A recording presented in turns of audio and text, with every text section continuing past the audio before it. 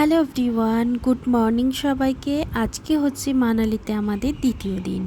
তো আজকে অনেকটা সকাল সকাল উঠেছি। সকালে উঠে সবাই স্নান করে নিয়েছি, দিয়ে রেডি হয়ে গেছি। আর ঈশানকেও আমি স্নান করিয়ে নিয়েছি। তো চলুন, আমরা সবাই রেডি হয়ে গেছি। একটু পরেই আমাদের গাড়ি আসবে, আমরা বের হব। তো তার আগে আমরা টিফিনটা সারবো। তো টিফিনটা সারার আগে আপনাদের একটু চারপাশটা দেখিয়ে দিই।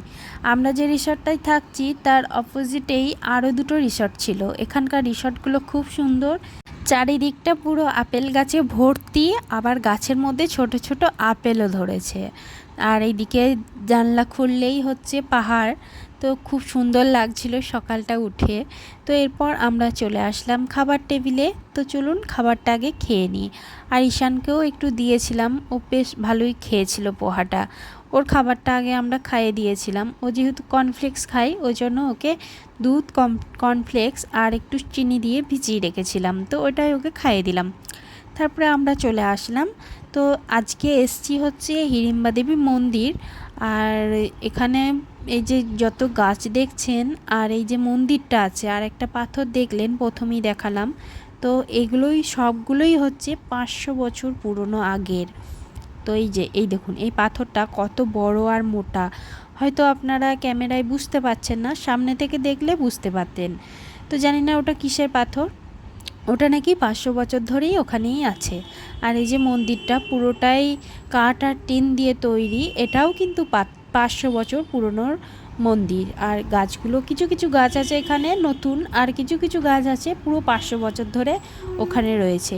তো আজকে ছিল হচ্ছে হিড়িম্বা দেবীর জন্মদিন। তো সেই উপলক্ষে প্রচুর বড় লাইন পড়েছিল পুজো দেওয়ার জন্য। আমরা পুজো দিতে পারিনি। তো আমরা ওখান থেকে বেরিয়ে এসে ঘাটকাছের মন্দিরে পুজো দিলাম। তো পুজো দিয়ে আমরা চলে আসলাম বাইরেটা। প্রচুর মেলা বসেছিল দুধারে, আর এদিকে চারিদিকে জিলিপি, আলুর পকোড়া, অনেক কিছু ভাজছিল। এখান থেকে আমরা 50 টাকার মতো আলুর পকোড়া নিয়েছিলাম। 250 না 500 মতো দিয়েছিল, অতটা মনে নেই। আর ঈশান এইদিকে দুটো খেলনা নিয়েছিল, একটা হচ্ছে জেসিবি আর একটা হচ্ছে লরি। ওই দুটো ও নেবেই, ও কাঁদতে লেগেছিল। তো ওখান থেকে ওইগুলো নেওয়ার পর আমরা চলে আসলাম ক্লাব হাউসে। তো আমরা যখন গাড়িতে আসছিলাম তখনই ওই আলুর পকোড়াগুলো সব শেষ করে ফেলেছিলাম। তো চলুন ক্লাব হাউসের ভেতরটা যাওয়া যাক। আর এখানে ঢোকার আগে টিকিট কেটে ঢুকতে হয়। ঠিক মনে পড়ছে না আমার কত করে নিয়েছিল, 25 টাকা না 10 টাকা। আমরা 4 জন ছিলাম, তো মনে হয় 25 টাকা করেই নিয়েছিল। তো চলুন ভেতরে যাওয়া যাক, দেখি এখান থেকে যদি কিছু পারি কিনতে। তো জানি না কীরকম কী দাম নেবে। তো এই যে, আর এই বাগানগুলো দেখুন কত রকমের ফুল লাগিয়েছিল, এত সুন্দর লাগছিল, জায়গাটা ভীষণ সুন্দর ছিল। তো এরপর এই বড় দোকানটাতে আমরা ঢুকলাম।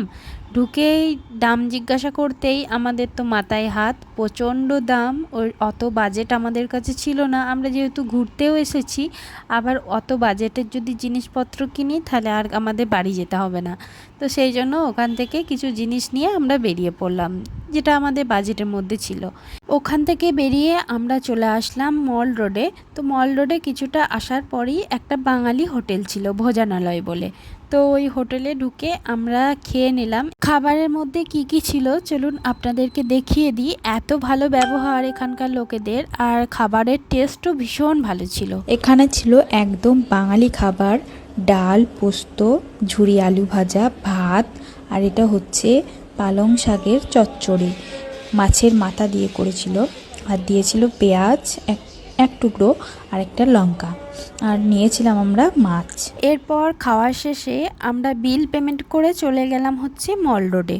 তো মল রোড থেকে বাচ্চাদের টুপি, চাদর আমাদের বড়দের, আর আমার একটা কুর্তি নিয়েছিলাম, আর ঈশানের জন্য একটা ওই ব্ল্যাঙ্কেট নেওয়া হয়েছিল। আমাদের জন্য নিয়েছি, সব আপনাদের সাথে শেয়ার করব। তো এখান থেকে নিলাম। আর ঈশান এখানে একটা মিষ্টির দোকানে ওই জিলিপি ভাজছিল দেখেছে, সেই জন্য ওই জিলিপিটা ওকে খেতে হবে, তো সেই জন্য নিয়েছে জিলিপিটা। আর আমি এখান থেকে রাবড়ি নিয়েছিলাম। আর ওই একটু 50 টাকার মতো ক্ষীর নিয়েছিলাম। ক্ষীরটা খেতে বেশ ভালোই ছিল, মানালির মল রোড থেকে নেওয়া হয়েছিল।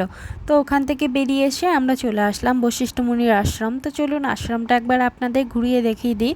আর আমাদের গাড়িটা না আশ্রমের অনেকটা দূরে রাখতে হয়েছিল, ওই খাড়া রাস্তা দিয়ে আমরা উঠে উঠে আসলাম আশ্রমে। তো আমরা যেহেতু মাছ ভাত খেয়েছিলাম সেই জন্য আর ভেতরে পুজো দিইনি। আর এই যে দেখুন লাইন দিয়েছে পুজো দেওয়ার জন্য। তো আমার ভিডিওটা এখানে শেষ করছি, কেমন লেগেছে জানাবেন, আর সবাই ভালো থাকবেন। আর যদি ভালো লেগে থাকে লাইক, কমেন্ট এবং সাবস্ক্রাইব করে পাশে থাকবেন। আবার দেখা হচ্ছে পরবর্তী ভিডিওতে। টাটা সবাইকে।